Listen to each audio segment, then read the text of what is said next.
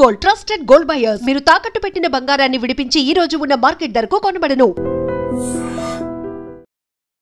నమస్కారం, welcome to I dream. ధర్మ మార్గం విత్ విజిత కార్యక్రమానికి స్వాగతం. ప్రస్తుతం మనతో పాటు ఉన్నారు సౌర పీఠాధిపతులు హిమాలయ యోగి సద్గురు శ్రీ శ్రీ శ్రీ ప్రభాకర్ గురూజీ గారు. ఇప్పుడు వారితో మాట్లాడి మరిన్ని విషయాలు తెలుసుకుందాం. నమస్కారం గురూజీ. ఓం ఓం శ్రీకశ్యపాత్మజం భానుం సహస్రకిరణోజ్వలం సర్వరోగహరం మిత్రం సూర్యదేవం ఉపాస్మహే. ఓం శ్రీ గురుభ్యో నమః. చెప్పండి. ఈ మధ్య కాలంలో మీరు వేరొక ప్లాట్ఫామ్లో చెప్పిన ఒక ఇంటర్వ్యూలో చూస్తే 25-27 మధ్యలోనే చాలా రకాల ఇబ్బందులు రాబోతున్నాయి, యుద్ధ పరిణామం అనేది ఎక్కువగా కనిపిస్తోంది, దానివల్ల ఒక 70-80% ప్రమాద హెచ్చరిక ఉంది అని చెప్పడం జరిగింది. అసలు ఏంటి ఇదంతా? నిజంగా ఇదంతా వాస్తవమా? సాధ్యపడుతుందంటారా? కలియుగం అంటారు కదా, కలియుగంలో పాపాలే అంటారు ఫస్ట్ మొట్టమొదటి ప్రశ్నకి రా. కలియుగం అంతమవుతుందని చెప్పారు. అవును, ఇందుకు అంతమవుతుంది. ఇలాంటి యుద్ధాలన్నీ కూడా ఎందుకు వస్తున్నాయంటే మనం సిద్ధం కాకపోవడం వల్ల, అశుద్ధంగా మారడం వల్ల, శుద్ధి లేకపోవడం వల్ల. శుద్ధి ఉన్న వరకే సిద్ధి వస్తుంది. ఆ సిద్ధం ఉంటే యుద్ధం ఉండదు. కాబట్టి ప్రపంచ దేశాలన్నీ కూడా ఈరోజు వినాశనం వైపు వెళ్తున్నాయి. ఉక్రెయిన్, రష్యా, మధ్యలో ట్రంప్ కార్డే. ట్రంప్ ఈజ్ ద పెద్ద కంపు. అగ్రదేశం కాదు, ఇది ఉగ్రదేశం. ప్రపంచాన్ని ఉగ్రరూపం దాల్చేటట్టు చేయడంలో పాత్రలో ఈ ట్రంప్ పాత్ర ఉంది. ట్రంప్ కార్డ్ అంటుంటారు కదా. ప్రపంచ వినాశనానికి ఈ ఖేల్ जो पत्ता खेलते हैं ना, पत्ता माने पैकेट, उसमें जो ट्रम्प कार्ड आएगा, ट्रम्प డెసిషన్ ఫ్యాక్టర్. మరి సృష్టిలో సరిగ్గా ఈ ప్రపంచం అంతా కూడా అల్లకల్లోలం జరిగేటప్పుడు దాని పాత్రన మధ్యలో ట్రంపే ఉన్నది. పేరు కూడా ట్రంపే వచ్చింది. ఈ ఈ విపత్కరమైనటువంటి సమయంలో నేను చూస్తే ఆశ్చర్యం వేస్తుంది. ట్రంప్ కార్డ్ అంటారు, నాకు తెలియదు అది ట్రంప్ కార్డ్ అండి. ట్రంప్ అనే పేరు వచ్చింది. నిజంగా ట్రంప్ కార్డే ఇప్పుడు వాడు. ప్రపంచ వినాశనానికి కారణం వాడే, నిలబెట్టాలన్న కారణం వాడే అవుతాడు. ఈరోజు ఈ రాబోయే రోజుల్లో ప్రపంచ వినాశనానికి కారకుడు తానే అవుతాడు. పేరు కూడా ట్రంపే వచ్చింది చూడండి, ట్రంప్ కార్డ్. ఓకే, ఇప్పుడు వినాశనానికైనా మళ్ళీ సఖ్యతకైనా రెండు రకాలుగా. వినాశనం అనేది చూడండి, వినాశనం అంటే చాలామంది నన్ను ప్రశ్నిస్తున్నారు, మీరు సరిగా అర్థం చేసుకుంటలేదు. 4,32,000 సంవత్సరాలు ఈ కలియుగం యొక్క ఆయుష్. మరి ఏమిటండి మీరు ఇప్పుడే వినాశనం అంటున్నారు? వినాశనం కాదు, ధర్మం. ఇప్పుడు చూడండి, మానం అంటే టైం, మనుష్యమానము. ఇప్పుడు దోమకి ఆయుష్ అంతా ఒకరోజు ఉంటుంది. పుట్టుతుంది, పెరుగుతుంది, పిల్లలు పుట్టిస్తుంది, చచ్చిపోతుంది అనుకో, దానికి ఒకరోజు. మనకి 100 సంవత్సరాలు అంటారు. నువ్వు త్వరగా తప్పులన్నీ చేసావు అనుకో, అన్ని రోగాలు తెచ్చుకున్నావు అనుకో, చేతిలో లేనట్టు 50 సంవత్సరాలు చచ్చిపోవచ్చు, 40. అలాగే కాలం కూడా, కాలానికి కూడా దాని మానం ఉంటుంది. నువ్వు 4,32,000 సంవత్సరాలు బ్రతకాల్సినటువంటి యుగం, ఇక్కడ ఉన్నటువంటి మనుషులు దాన్ని తగ్గించుకుంటూ వచ్చారనుకో, అధర్మం ఎక్కువగా చేసేస్తున్నారు అనుకో, త్వరగా బౌల్ నిండిపోతుంది. ఇప్పుడు అది జరిగిందంటారా? ఇంకా జరగలేదు కానీ 4 లక్షలు, ఇప్పుడు 5,120 సంవత్సరాలు సుమారుగా అయి ఉంటుంది కలియుగం వచ్చి. కృష్ణుడి యొక్క శరీర త్యాగం తర్వాత వచ్చింది కలియుగం. అప్పటి నుంచి ఇప్పటి వరకు 5,120 సంవత్సరాలు అయింది. అంటే కలియుగే ప్రథమ బాధే జంబూ ద్వీపే భరతవర్షే భరతఖండే అస్మిన్ మేరో. ఇప్పుడు చదువుతాం మనం సంకల్పం. దాంట్లో చాలామంది క్వశ్చన్ వేసేది ఏంటంటే 4,32,000 సంవత్సరాలు ఉన్నదానికి ఇప్పుడు ఎందుకు అంతం వస్తుంది అని. చూడండి, ఈ మానంలో మనుష్యమానము, దైవమానము, పితృమానం. మనం చనిపోయిన తర్వాత మనకి ఇప్పుడు 24 గంటలు ఒక రోజు. మనం చనిపోయిన తర్వాత, చనిపోయిన ఫస్ట్ డే మనకు 1, 2, 3 రోజులు మనం అక్కడే ఉంటాం. ఎక్కడైతే చనిపోయామో ఆ వస్తువులు మన చుట్టాలు బంధువులు వీళ్ళ దగ్గర అలా తిరుగుతుంటాం. ఎందుకంటే చనిపోయినటువంటి ఆ శరీరం అందుకే వెంటనే దహనం చేయాలి ఒక రోజులో. ఆలస్యమైతే అక్కడే ఉంటుంది. ఆ దహనం అయిన తర్వాత కదా నేను లేనని తనకి ఎరుకలోకి వస్తుంది. ఆ దహనం అయిపోయిన తర్వాత ఏ ఎముక అయినా ఏదైనా ఉంటే దాంట్లో ఆవహించడానికి వస్తుంది, అవకాశం ఉంటుంది. ఎందుకంటే డిఎన్ఏ ఇస్ దేర్. కానీ దీని ఆయుష్ తీరిపోయింది కదా, ఉన్నా కూడా ఆయుష్ ఎవరికి పోయింది ఏమీ లేదు అక్కడ, శరీరం పోయింది అంతే. వాడు ఉన్నాడు, ఆత్మ ఎక్కడికి పోదు, శరీరం పోయింది. నీకు ఆ పైన ఉన్నటువంటి కవర్ పోయింది, లోపల నువ్వు ఉన్నావు, అది ఉంటుంది ఎప్పుడు. ఈ పితృమానం అనేది అప్పుడు స్టార్ట్ అవుతుంది. పితృమానంలో కూడా 1, 2, 3 రోజులు ఆ ఎముకలన్నీ తీసి చెరువులో కలిపేస్తాం. అయిపోయిన తర్వాత పూర్ణంగా, అందుకే బట్టలన్నీ కూడా చాకలికి ఇచ్చేయడం, ఇష్టమైన వస్తువులన్నీ కూడా ఎవరికి ఇచ్చేస్తాం. అవి ఉంచితే వాటిని ఆశ్రయించడానికి కూడా వస్తాయి, ఆ ఇష్టమైనటువంటి విషయాలకి. సోల్ అక్కడెక్కడ తిరుగుతుంది. అందుకే మనం ఏం చేస్తామంటే మన యొక్క సనాతన ధర్మంలో పిండ ప్రదానం చేస్తాం. పిండ ప్రదానం చేయడం వల్ల ఏంటవుతుందంటే, ఇది 3 రోజులకు ఒకటి పెట్టాం కదా, ఫస్ట్ ప్రథమ మాసికం పెట్టాం, దీని తర్వాత మాసికాలు వస్తాయి. అంటే నెలకు ఒకసారి పెడతాం. ఇదేంటండి నెలకు ఒకసారి పెట్టడం ఏంటి, పిండం పెట్టడం ఏంటి, పిండి పెట్టడం ఏంటి అనుకుంటారు చాలామంది. పిండి is also a particles of the food. ఈజీగా దాన్ని మనం దేంట్లో లిక్విడ్లో కలిపేయచ్చు. అవును, పార్టికల్స్ని మనం ఏం చేస్తామంటే, పార్టికల్స్ కాకుండా ఈ ఫిజికల్గా ఉన్నటువంటి ముద్దలో ఎనర్జీ బాడీ ఉంటుంది. ఎనర్జీ బాడీ ఆ పితృదేవతలకు వెళ్తుంటుంది అనమాట. ఇప్పుడు మనకి భోజనం పెట్టలేదనుకో, గ్లూకోజ్ ఎక్కిస్తాడు డాక్టర్.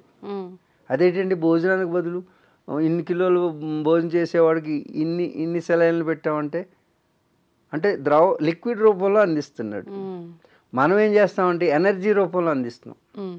వైఫై ద్వారా ఏ విధంగా అయితే నువ్వు ఇంకో ఫోన్కి ఇప్పుడు చూడు ఛార్జెస్ ఎలా వచ్చినాయి, దూరంగా పెట్టినా ఛార్జ్ అయిపోతుంటుంది.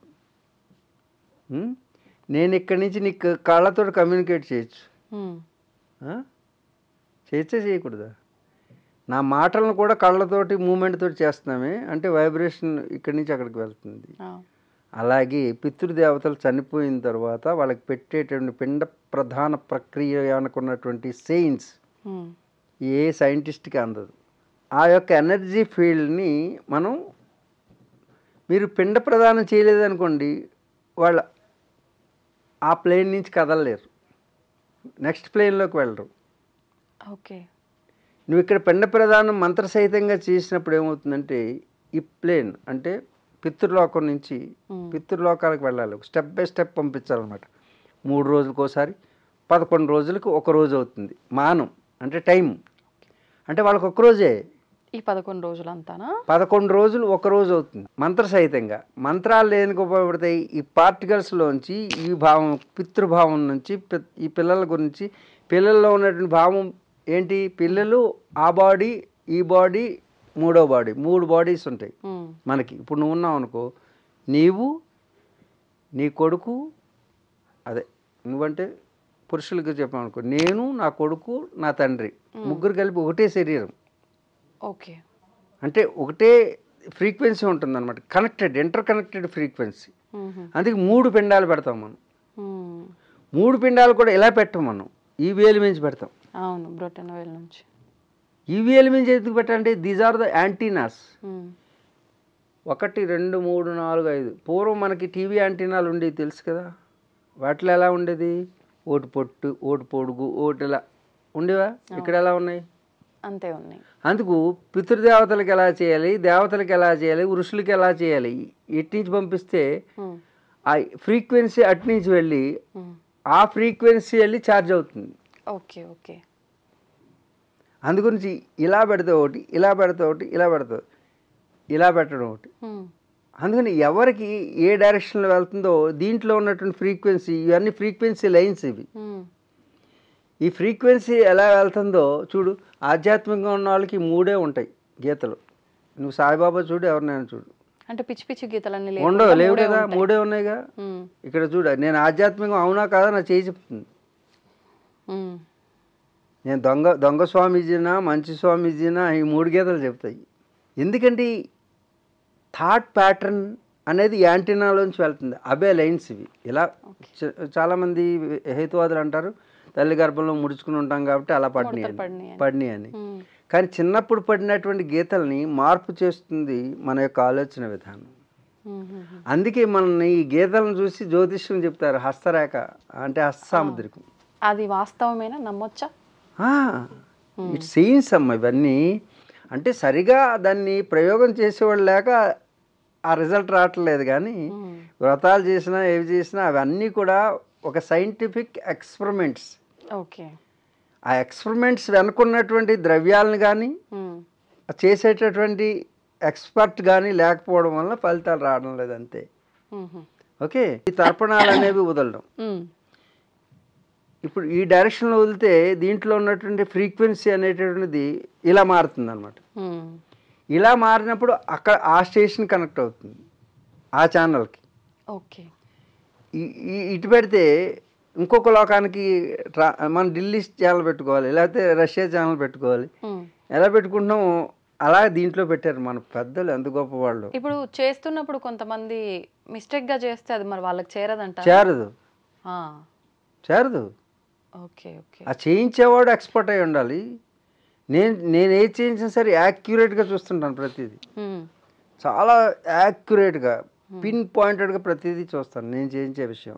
యోగాని మీరు వ్యాయామం చేయండి, లేకపోతే ఆసనాలు చేయండి, అదే ఏ యోగా చేసి చెప్పినా కానీ నేను అంత యాక్యురేట్గా చూస్తాను, ఉమ్, లేకపోతే చెప్పను. ఇప్పుడు మనం పితృదేవతలకి పితృమానం ఉంటుంది 11 రోజులు. ఉమ్, చాలామంది అశ్రద్ధ చేస్తున్నారు. కోడళ్ళు మీరు కూడా ఒక తండ్రికి పుట్టిన వాళ్ళే, ఎప్పుడో చనిపోయినానికి తద్దినం ఏమిటండి అని వదిలేస్తున్నారు. వాళ్ళకు వదిలేస్తే మీ పిల్లలు కూడా మీ పిల్లలు ఉన్నారు కదా, 3 శరీరాలు ఒకటే. అవును. వాళ్ళకి పెట్టట్లేదు అనుకుంటున్నారు, వీళ్ళకి తిండి లేకుండా పోద్ది రేపొద్దుట. ఉమ్, ఎందుకంటే దాని ఫ్రీక్వెన్సీ ఇక్కడ రన్ అవుతుంటుంది. ఉమ్, ఉమ్, 3 తరాలు, అందుకే 3 పిండాలు పెడతాం మనం. అవును. ఇప్పుడు పెట్టేటటువంటి వాళ్ళు ఎవరైతే ఉన్నారో వాళ్ళ తండ్రి వాళ్ళ తండ్రికి పెడతాడు. ఆ 3 ఒకటే బాడీలు కాబట్టి. ఇప్పుడు మరలా నేను చనిపోయాను అనుకో, నా కొడుకు పెట్టేది నాకు ఆ పైన వదిలేస్తాడు కనెక్షన్, ఇంకక్కర్లా. ఆహా, అది అందుకే ఊర్ధ్వలోకాలకు వెళ్ళాలి, ప్రయాణం చేయాలంటారు. ఆ, చనిపోయిన తర్వాత ఒక్కొక్క లేయర్స్ని దాటుకుని వెళ్ళాలి. అందుకే ఊర్ధ్వలోక ప్రయాణానికి ఏర్పాటు చేసిన గేట్ పాస్లే ఇక్కడ పెట్టేటువంటి జాతకర్మల్లో వచ్చినటువంటి ఈ పితృకర్మలన్నీ కూడా.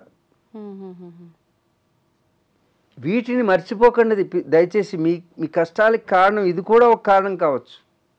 పితృదేవతలు పట్టించుకోకపోవడం. పితృదేవతలను పట్టించుకోవడంలో ఈ ఈ ఈ భార్య వచ్చిన తర్వాత వాళ్ళ తండ్రికి పెద్దగా ప్రాధాన్యత ఉండదు, వీళ్ళ తండ్రికి ఇచ్చినంత ప్రాధాన్యత. అలాంటి వారు ఎవరైనా ఉంటే కోడళ్ళందరూ కూడా మీ భర్త చేత, మీ భర్తకి బద్ధకం వచ్చినా సరే పిండాలు పెట్టించడం, తద్దినం చేయడం అనేది ఎప్పుడు మర్చిపోకండి. ఇది మూఢనమ్మకం కాదు, ఉమ్, ఇట్స్ ఎ సైంటిఫిక్ థియరీ.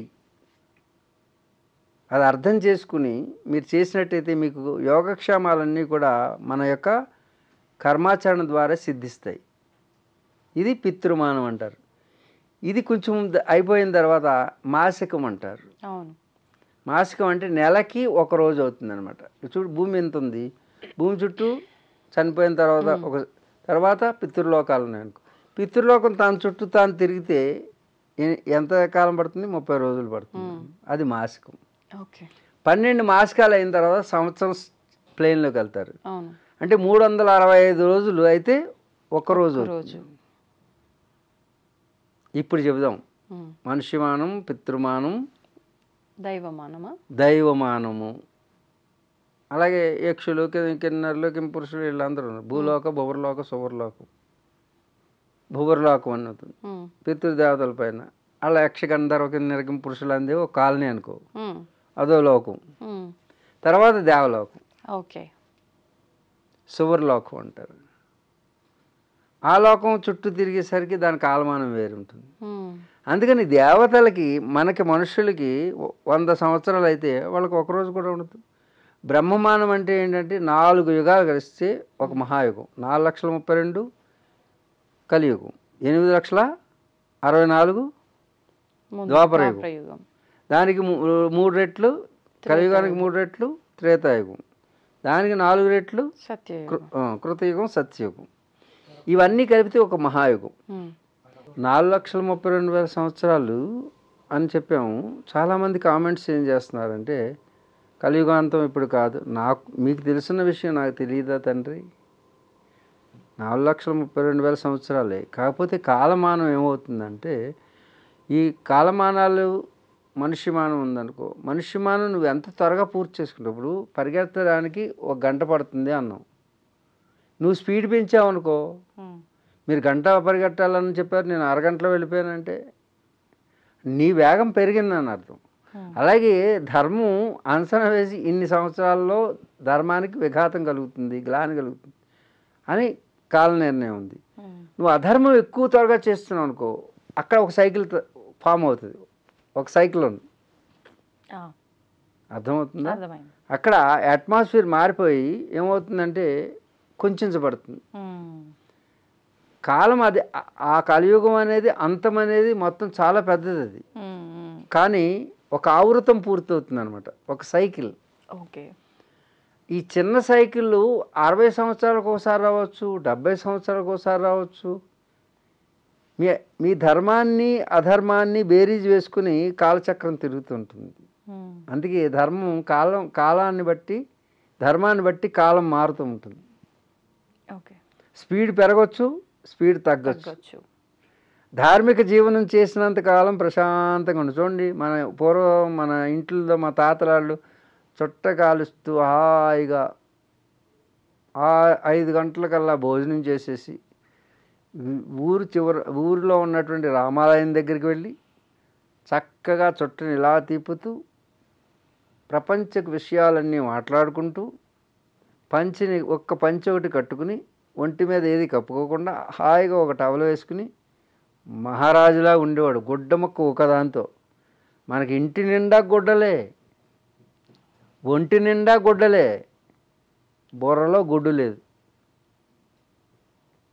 ధర్మం ఉన్నప్పుడు అంత హాయిగా ప్రశాంతంగా ఉంటాం. ధర్మానికి హాని కలుగుతుంటే భర్త మీద భార్యకి అనుమానం, భార్య మీద భర్తకు అనుమానం, బిడ్డ మీద తండ్రికి, తల్లి మీద బిడ్డకి, అంతా అనుమానంతో సాగుతుంది. ఒకరంటే ఒకరికి అభద్రతాభావం. భార్య ఎప్పుడైనా నన్ను చంపేస్తుందేమో అని అన్నం కూడా తిండి ఇంట్లో ఒక్కొక్కడు. వాస్తవం. భార్య పెట్టిన భోజనం మరీ ప్రేమగా పెట్టిందనుకో, ఇంత ప్రేమగా పెడుతుందని డౌటు. ప్రేమగా పెట్టలేదనుకో అదొక డౌటు. ఈ విధంగా మనిషి అభద్రతా భావానికి గురి కావడానికి కారణము అధర్మం. అధర్మం వలన శాంతి ఉండలేదు. శాంతి లేని వాడికి సుఖం ఎక్కడ ఉంటుంది? అసలు బుద్ధే లేదు వీడికి, శాంతి ఎక్కడ ఉంటుంది?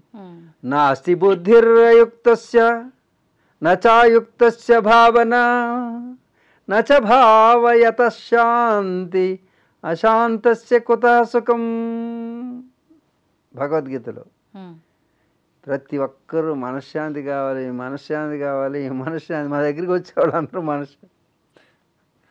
అందరూ అడుక్కునే వాడి దగ్గర నుంచి అంబానీ వరకు కరువైంది మనశ్శాంతి. మనశ్శాంతి అన్నీ ఉన్నాయి స్వామీజీ, అన్నీ ఉన్నాయండి దేవుడి దయ వల్ల. మనశ్శాంతి లేదు. అమ్మా, నువ్వు మనశ్శాంతి కావాలంటున్నావు, నీ మనసు ఎక్కడ ఉందో చెప్పు, నేను శాంతి పూసేస్తాను అంటాను. నేను ఆలోచనలో మనసు ఉంటుందా? లేదు. కాకపోతే మనసులో ఆలోచనలు ఉంటాయా? చెప్పండి మీరు అందరూ. అసలు మనసు మనసు మనసు చస్తున్నారు మీరు అందరూ. మనశ్శాంతి కావాలి. అసలు మనసే తెలియనప్పుడు మనశ్శాంతి ఎక్కడ ఉంటుంది? పోనీ అది ఎక్కడుందో చెప్పమ్మా, దానికి నేను శాంతిని. లేదంటున్నారా మనసు అనేది? నువ్వు చెప్పాలి, నీకు మనసు ఉందో లేదో ఆ జనం చెప్పాలి చూసేవాళ్ళు. మనస్సు అంటే ఏమిటి అనే ప్రశ్నకి సమాధానం సంకల్ప వికల్పయోర్ మనహ అని ఆగమ శాస్త్రం చెప్తుంది. అందుకే ఆగమం కావాలి, సత్యం కావాలి. అర్థం అండి. సంకల్పం వికల్పం చేసేది మనసు. అంటే ఆలోచనల పరంపరే మనసు. నేను చెప్పిన నువ్వు ఆలోచనలు మనసులో ఉంటాయన్నావు, మన ఆలోచనలే అసలు మనసే లేదు.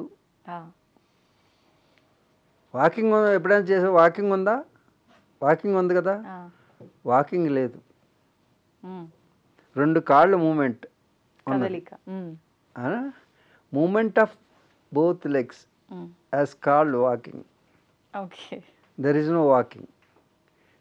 చాయ్ ఉందా? టీ ఉందా? No. There are 4 ingredients mixed together, it becomes chai. Chai patta is there, sugar, water, milk. 4 together. ఇవన్నీ కలిస్తే లేనిది వస్తుంది.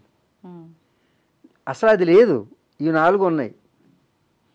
అలాగే మనసు ఆలోచనల యొక్క పరంపర సాగినంతసేపు దాని పేరు మనసు అని పెట్టుకున్నాం. ఆలోచనలే ఉన్నాయి కానీ మనసు లేదు. ఆలోచనలు ఎప్పుడు ఆగిపోతాయో మనసు గాయబాగు. కానీ ప్రాణంతో ఉన్నంత వరకు సాధ్యమా ఆలోచనలు గాయబవ్వడం? అదే యోగం. యోగా అంటే యోగ చిత్తవృత్తి నిరోధ.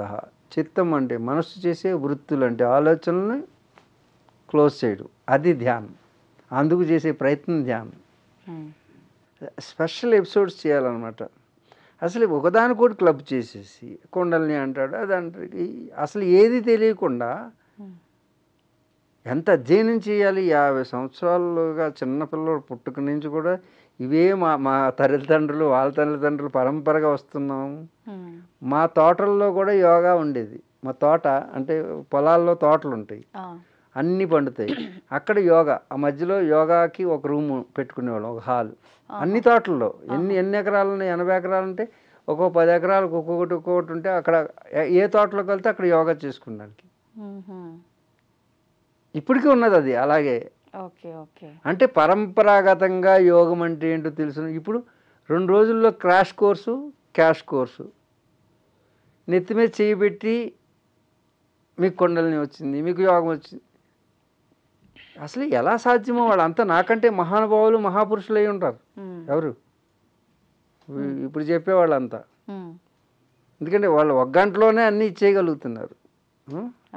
కలియుగం కదా, ఆ కలియుగం అంటే ఆ కలియుగం. అందుగురించి జనం కూడా ఆ స్పీడప్ పెరిగిపోయింది. అంటే ధర్మానికి విఘాతం కలిగినప్పుడు స్పీడ్ పెరుగుతుంది. చూడు, ఏ ఎమోషన్ అయినా కాసేపు ఆపుకోగలుగుతావా? అన్నిసార్లు ఆపలేము కదా. అసలు ఆపు. తిట్టాలనుకుంటే ఏమైనా తిట్టేయడమే. తినేయాలనుకుంటే అప్పటికప్పుడు తినేయాలి. సిగ్గు లేకుండా సిగ్గుకి ఆర్డర్. పండుకుని తిందామని ఉండదు. ఎక్కడో పండుకుని వచ్చింది తింటావు. అంటే పండుకున్నట్టు పాచిపోయింది. దాని పేరే పాచి ఫుడ్స్. అంటే ఫాస్ట్ ఫుడ్. ఓహో, నువ్వు ఫాస్ట్ ఫుడ్ అంటావా? అను. ఆ ఫాస్ట్ ఫుడ్ తిని ఫాస్ట్ ఎమోషన్స్ వస్తున్నాయి మీకు. దేన్ని ఆపుకోలేరు. ఏదో అందంగా కనపడింది అనుకో, వెంటనే పొందేయాలి. ఏమైపోయినా సరే చుట్టూ నేను పలానా వారి భార్యని, పలానా వారి పిల్లని, పలానా ఇది క్లోజ్. నాస్తి బుద్ధిర్ అయుక్తస్య నచాయుక్తస్య భావన నచ భావ యతశాంతి. అందుకే శాంతి కావాలంటే నీకు బుద్ధి కావాలి. బుద్ధి అంటే డిస్క్రిమినేటివ్ పవర్. యుక్తాయుక్త విచక్షణ జ్ఞానం. యుక్తం అంటే ఏంటి? ఎప్పుడు ఎక్కడ ఎలా, అప్పుడు అక్కడ అలా ఉండగలరు. ఎప్పుడూ ఇలాగే ఉండం కాదు, ఎప్పుడు ఇలాగే ఉండాలి అలా కాదు. ఆ సమయాన్ని బట్టి, సందర్భాన్ని బట్టి నీవు ఎప్పుడు ఎక్కడ ఎలా ఉండాలో అప్పుడు అక్కడ ఉండగలిగితే బ్యాలెన్స్ చేయగలగడం యుక్త జీవనం. అంతేగాని నీ కోపం వచ్చిందని వెంటనే మీద పడిపోవడం, పోతే పోయింది ఉద్యోగం. ఆ క్షణంలో కలిగినటువంటిది ఎమోషన్ ఏమవుతుందంటే జీవితాన్ని నాశనం చేస్తుంది. అందుకే అక్కడ బ్యాలెన్స్, సమత్వం యోగ ఉచ్యతి. యోగం అంటే బ్యాలెన్స్ చేస్తుంది. ఎప్పుడు ఎక్కడ ఎలా ఉండాలో యుక్త జీవనాన్ని ఏర్పాటు చేస్తుంది. ఎప్పుడు ఎక్కడ ఎలా ఉండాలి, ఏది తినాలి, ఏది తినకూడదు, అన్ని వేళలా అన్ని పనులు చేయొచ్చా, ఉమ్, ఇదంతా బ్యాలెన్స్ చేసుకుని వస్తుందన్నమాట మన బుద్ధి. ఓకే. బుద్ధి అలాంటిది కావాలంటే ఏం కావాలి? ఉమ్, విద్య కావాలి, ఉమ్, జ్ఞానం కావాలి. జ్ఞానం లేని వాడికి విచక్షణ ఎక్కడ ఉంటుంది? ఉండదు. లోపల డేటా లేదు. How can you analyse it? ఆ, అర్థం? ప్రోగ్రామింగ్ అనేది ఇది మెషిన్, ఇది అవును, దీన్ని ప్రోగ్రామ్ చేయడానికి లోపల ఒక డేటా ఉండాలి. ఉండాలి. ఆ డేటా ఇచ్చేటటువంటి ఇన్పుట్ ఏంటి? వేదం, ఉమ్, అదే ఆగము. దాన్ని బట్టి యాక్షన్ ఉంటుందన్నమాట. అలాగే నువ్వు రాత్రి పడుకునేటప్పుడు ఏమేమి ఆలోచించావో ఉదయాన్నే దాంతో లెగుస్తావు. అందుకే ముస్లిమ్స్ నమాజ్ చేస్తారు చూడు. ఉమ్, నమాజ్ అనే పేరు ఇండియాలోనే పెట్టారు, భారతదేశంలో. నమాజ్ అంటే ఎవరికి తెలియదు ముస్లిం కంట్రీల్లో. సలాత్ అంటారు. ఓకే. సలాత్ అంటే ఏంటంటే వాళ్ళు ఉదయం సాయంత్రం చేయాలి, 5 సార్లు చేయడం కాదు. ఉదయం లేచిన వెంటనే కూర్చుని నిన్న ఏమేమి తప్పులు చేసాం అవి ఈరోజు రిపీట్ కాకుండా ఎలా చూసుకోవాలి, జీవితాన్ని చక్కగా ఎలా గడపాలి. ఉమ్, రాత్రి ఈరోజు ఉదయం నుంచి మనం ఏమేమి తప్పులు చేసాం, రేపు ఏం చేయకూడదు. ఇది సలాత్. ఓకే. అంతేగాని ఆ దేవుడు అంటే నువ్వు నడిచే మార్గమే దేవుడు. ఉమ్, నువ్వు సరిగ్గా నడిస్తే నువ్వే దైవం. అందుకే రాముడు ఆచరించి చూపించేవాడు కాబట్టి రామో విగ్రహవాన్ ధర్మ అని దేవుడిగా రాముడు మానవుడే, మనిషే. కానీ మనిషి ఎలా నడవాలో నడిచాడు కాబట్టి ఆ దైవంలా కొలుస్తున్నాం. మనిషిలాగా జీవిస్తే దైవం అవుతావు. ఓకే. మనిషి మనిషిలాగా జీవించట్లా, ఉమ్, మనిషి రాక్షసులా జీవిస్తున్నాడు. అందుకే మనిషి మనిషిలా జీవించడానికి వచ్చినటువంటిది విద్యా విధానం. ఉమ్, మనిషి మహనీయుడైపోక్కర్లా, మనిషి మనిషిలా జీవిస్తే మహాత్ముడు అవుతాడు. కాబట్టి అలాంటి జీవన విధానంలో మనకి కాలమానాలు వచ్చినాయి, ధర్మానికి హాని కలుగుతుంది, మనశ్శాంతి పోయి మనసు పిచ్చి ఆలోచనలు చేసి అన్నం వస్త్రంతో ప్రారంభమైనటువంటి జీవితం అణ్వస్త్రాల వరకు వెళ్ళింది. అన్నం వస్త్రం జీవించడానికి అవసరం, అణ్వస్త్రాలు మరణించడానికి అవసరం. ఉమ్, చూడు, అణ్వస్త్రాలతో శాంతిని ఉమ్, నెలకొల్పుతారట ఈ ప్రపంచ దేశాలన్నీ. అణ్వస్త్రాలతోటి అన్నం వస్త్రం ఇస్తే శాంతిగా ఉంటారు. మన పూర్వీకులందరూ కూడా అన్నం వస్త్రం మాత్రమే కోరుకునేవారు. అవును. ఆ వస్త్రం కూడా ఈ వస్త్రాలు కాదు, చిన్న కింద గుడ్డ పైన గుడ్డ. వస్త్రం అంటే వస్త్ర త్రాయతే ఇది వస్త్ర. ఏంటి? వస్త్ర ఇది త్రాయతే వస్త్ర. వస్ అంటే సంపద, అంటే కప్పేది, అంటే ఆశ్చేదించబడేది, కప్పబడేది. వాస్యం అంటే కప్పబడేది. ఉమ్, కప్పుకొని త్రాయతే ఉమ్, కప్పేది, రక్షించేది. దేన్ని? శరీరం. కాలమానాలని. ఓకే. ఇప్పుడు ఎవరు అసలు ఎక్కడ బెజ్జం పెట్టాలో అక్కడ పెడుతున్నారు, మిగతాదంతా కప్పుతున్నారు. అందులోకి ఆడవాళ్ళు ఎక్కువ మంది. ఇందాక పోవడం కానీ అసలు ఏ వస్త్రం ఎక్కడ ఉండాలనేది పైగా ఇలా అన్నాం అనుకో, నీకెందుకు, మేము ఏ వస్త్రం వేస్తే ఉమ్, మిమ్మల్ని అంటలేదు తల్లో, అలాంటి వాళ్ళని అంటున్నాను. నా మీద స్త్రీ సంఘాలన్నీ క్షమించండి, నేనేమనలేదు. ఇప్పుడు జుట్టు ఎరబోసామనుకో, ఏమిటే దెయ్యంలాగా ఏమిటి చేస్తున్నావు, జుట్టు ఎరబోసుకుని తిరుగుతున్నావు అనేవారు. ఉమ్, ఆ జుట్టు ఎరబోసుకున్న వల్ల నెగిటివ్ ఎనర్జీ నీలోకి వస్తుంది. ఆ, దీస్ ఆర్ యాంటీనాస్. అర్థమవుతుంది? అందుగురించి వస్త్రాలని సింపుల్గా వేసుకుని అది రక్షించేది, నేను రక్షించేది అయి ఉండాలి. ఎండా వాన వీటి నుంచి, ఎదుటివారి యొక్క ఎమోషన్ నుంచి. ఉమ్, స్త్రీలైతే అర్థమైందా? అందుకే ఈ పరిణామ దశలు, యుద్ధాలు ఇవన్నీ వస్తున్నాయి. ఉమ్, కాబట్టి 2025 నుంచి 27 లోపల ఎలాంటి విపరీత ధోరణులే, యుద్ధాలు, ప్రకృతి వైపరీత్యాలు, ప్రకృతి సంతులనం దెబ్బతింటుంది. ఓకే. అందుకు భూకంపాలు రావచ్చు, ఉమ్, పంచభూతాలు ప్రకోపించవచ్చు, అంటే టోర్నడోస్ రావచ్చు, ఉమ్, వాయువు వేగం పెరగచ్చు, తుఫాన్లు, సునామీలు రావచ్చు. వీటన్నిటి ద్వారా ఒక ఆవృతం పూర్తవుతుంది. ఈ అధర్మపరాయణులు ఎవరైతే ఉన్నారో వాళ్ళు అందరూ పోయేటట్టు వాళ్ళ నెత్తి మీద వాళ్ళే చేపెట్టుకుంటారు. ఎవరు? ఇప్పుడు అమెరికా, రష్యా ఓకే. అగ్రదేశాలు కాదు, ఇవి ఉగ్రదేశాలు అయిపోయింది. ఏంటి? ఉగ్రదేశాలు.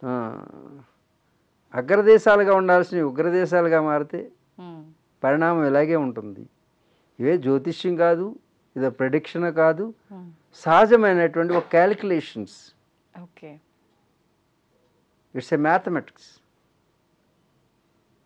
అంతేగాని నేనేదో జ్యోతిష్యం చెప్పినట్టు. జ్యోతిష్యం అంటే ఏం కాదు, ప్లానెట్ జ్యోతులు అనేవి ఆకాశంలో ఉన్నాయి, దట్ ఈస్ స్టార్స్. ఒక్కో స్టారు ఏ మూడు కలిసినప్పుడు ఏమేమి ఏర్పడినాయి గతంలో. అర్థం. మీనరాశిలోకి శని ప్రవేశించాడు అంటే విపత్తులు జరిగినాయి గతంలో 60 సంవత్సరాలు 70 సంవత్సరాల క్రితం. అర్థమైందా? అదే ప్యాటర్న్ మళ్ళీ వచ్చింది. ఆ జ్యోతి మీన్స్ ఇట్ సెల్ఫ్, ఇట్స్ ప్రకాశం. ప్రకాశం మీన్స్ జ్ఞానం, light. Who is really enlightening persons, they will see, they know the calculation, the mathematics, సాంఖ్యశాస్త్రం. మన షట్శాస్త్రాలు అంటే అవే, షడ్దర్శనాలు అంటే.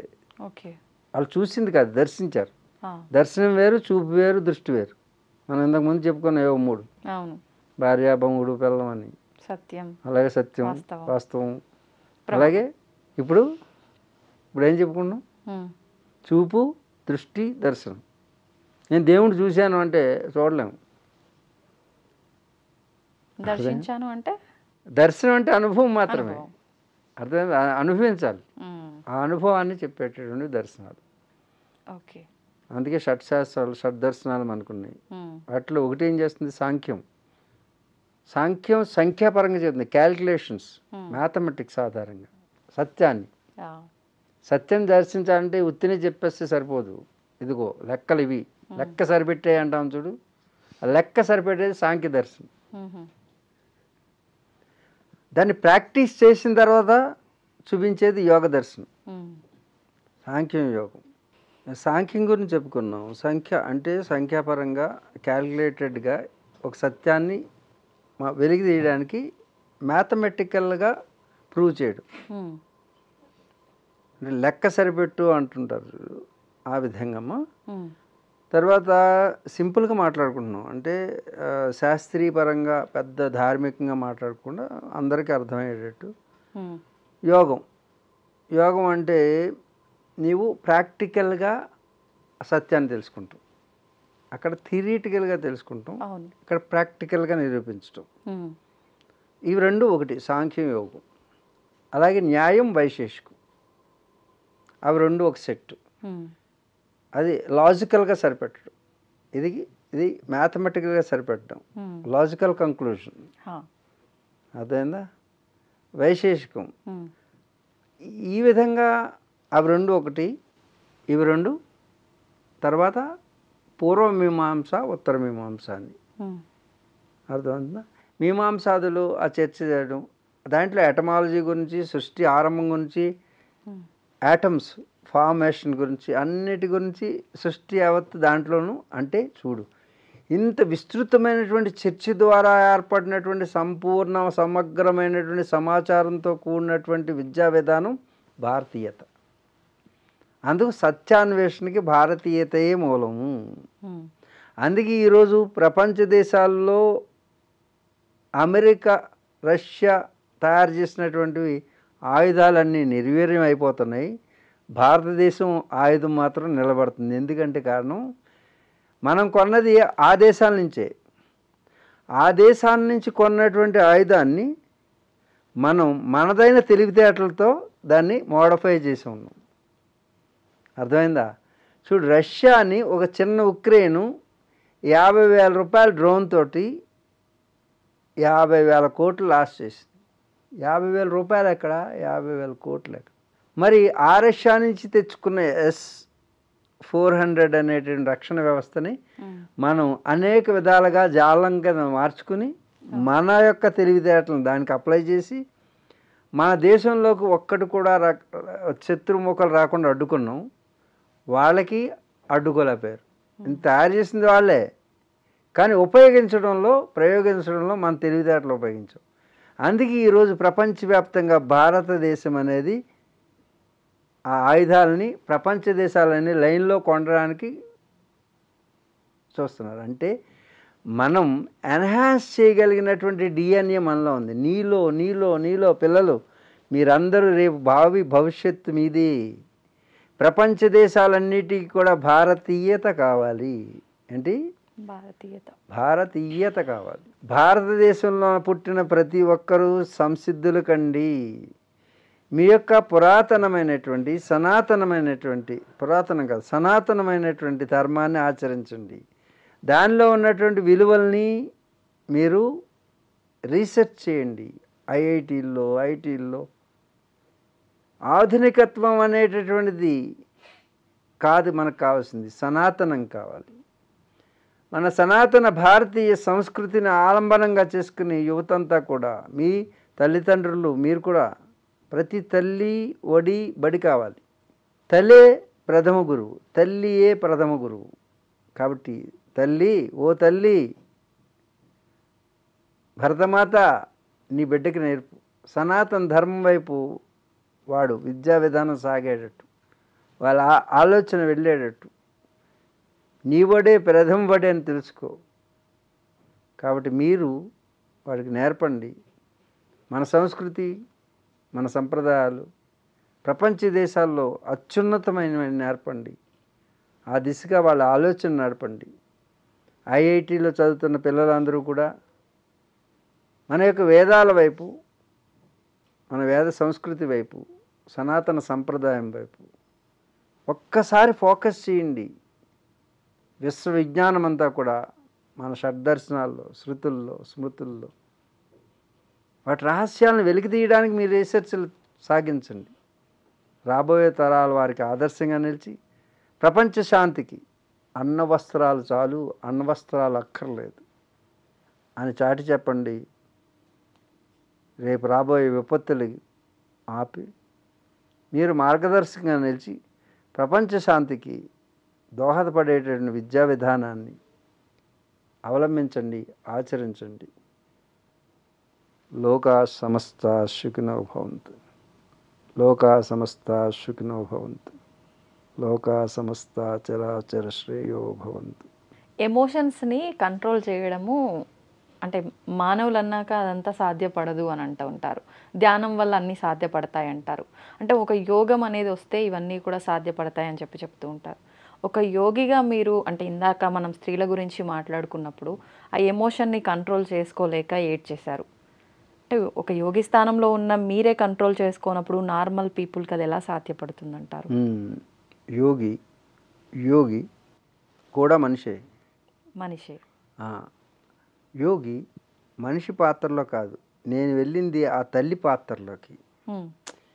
నేను యోగి పాత్ర నుంచి తల్లి పాత్రలోకి వెళ్ళి ఒక స్త్రీ పాత్రలోకి వెళ్ళి స్త్రీ అనుభవించేటటువంటి ఆ ప్రసవ వేదన నేను అనుభవించాను. నేను అక్కడ ఉన్నది యోగిని కాదు. నేను ప్రవేశం చేసినప్పుడు ఒక స్త్రీ ఏమిటమ్మా, చిన్న పిల్లప్పటి నుంచి కూడా కండిషన్, అప్లికేషన్, అంటే వాళ్ళ మీద ఇష్టం ఉన్నా లేకపోయినా సరే వాళ్ళకి వ్యక్తిత్వం లేదా? భారత స్త్రీ కాదు, విశ్వంలో ఉన్నటువంటి స్త్రీలు అందరూ ఒకటే. అందరి పరిస్థితి మనకంటే కూడా దారుణంగా ఉన్నది. ఆ స్త్రీ పాత్రలోకి ఒక పురుషుడా, ఓ మగాడా, మర్ద్ హోనే కే లియే కుచ్ నహీ చాహియే.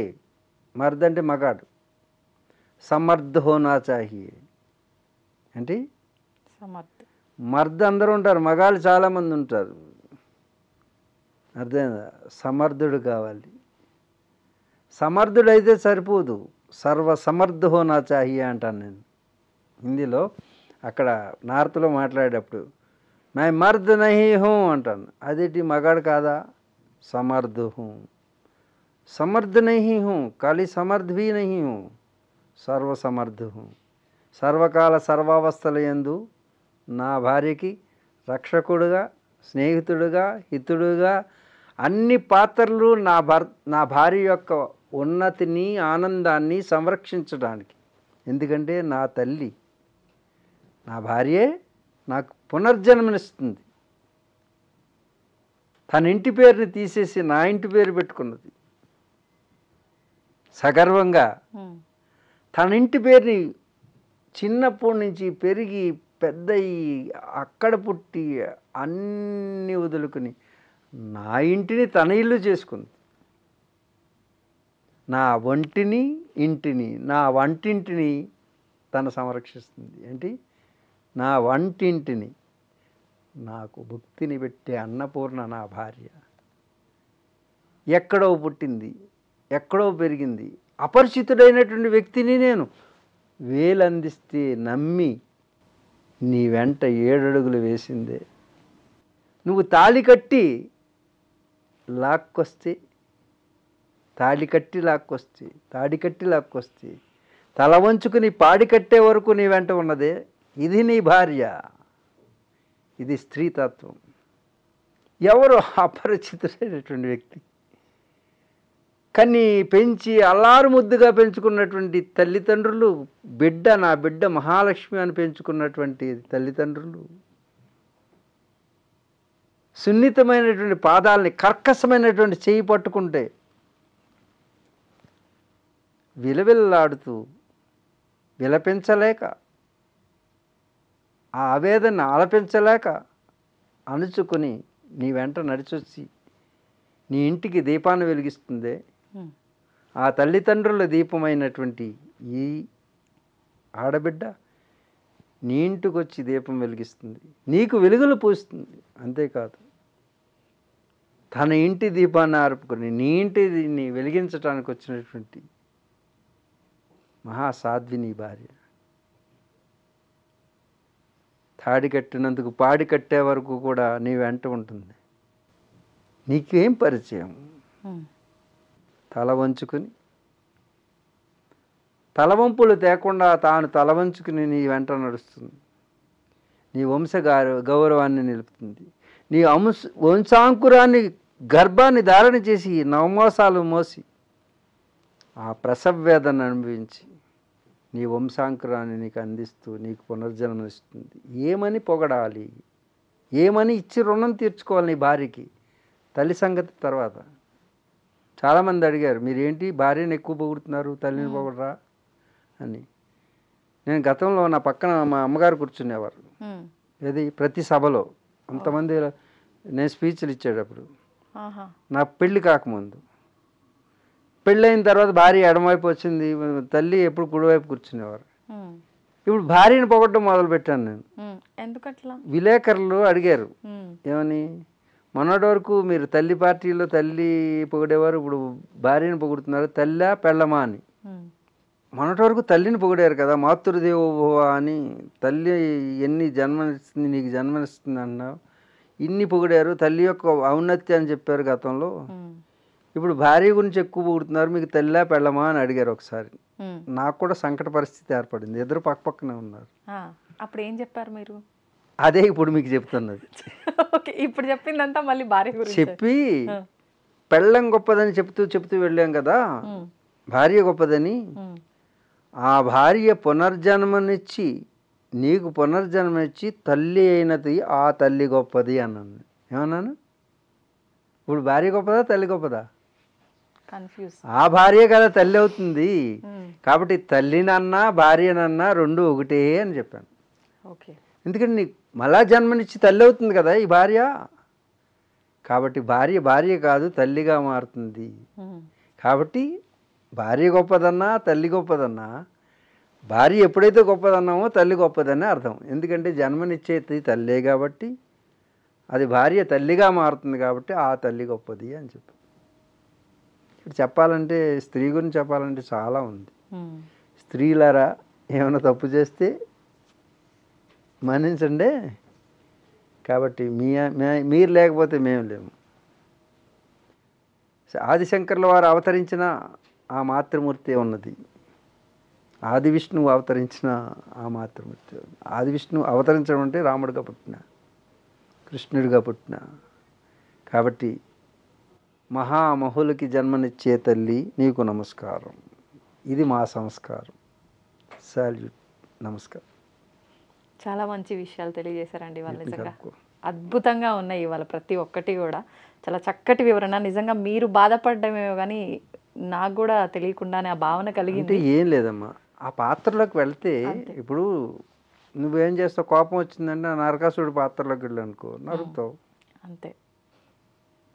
అదే కామంతో ఉన్నావు అనుకో మహిషాసుడు అవుతావు, మహిషం దొన్నపోత అయిపోతాడు. అవును, మనిషే. These are the characters what we exploring the things towards our emotion. Correct. అంతే కామాత్ క్రోధో విజాయతే క్రోధోద్భవతి సమ్మోహ సమ్మోహనా స్మృతి బ్రహ్మస్మృతి బ్రహ్మసాత్ బుద్ధినాశాత్ ప్రణశ్యతి. అరే మన భగవద్గీత అమ్మ, వాట్ ఏ వండర్ గైడెన్స్. అస్సలు భగవద్గీత ఒక్కటి చాలండి ఈ ప్రపంచానికి. విశ్వానికి శాంతి కావాలంటే భగవద్గీత చాలు. No other scriptures.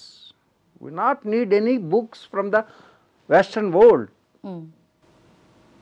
We are self-sufficient. Please, our youth, try to know ourselves.